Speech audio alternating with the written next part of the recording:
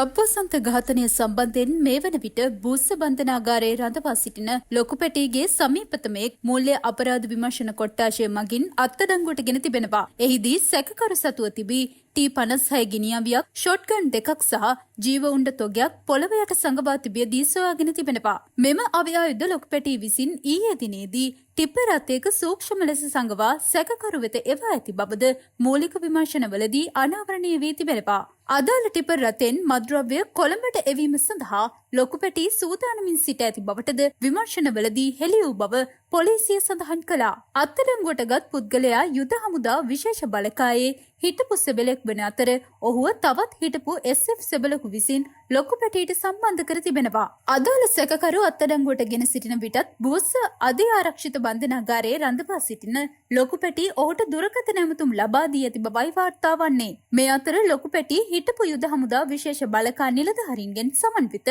අපරාධ කල්ලියක් සකසාගෙන සිටින බවටද විමර්ශනවලදී හෙළි වී තිබෙනවා. අපරාධ පරීක්ෂණ දෙපාර්තමේන්තුව භාර ජ්‍යෙෂ්ඨ නියෝජ්‍ය පොලිස්පති අසංක කරවිට මහතාගේ ඍජු අධීක්ෂණයෙන් අදාළ වැටලීම සිදු කර තිබෙන්නේ.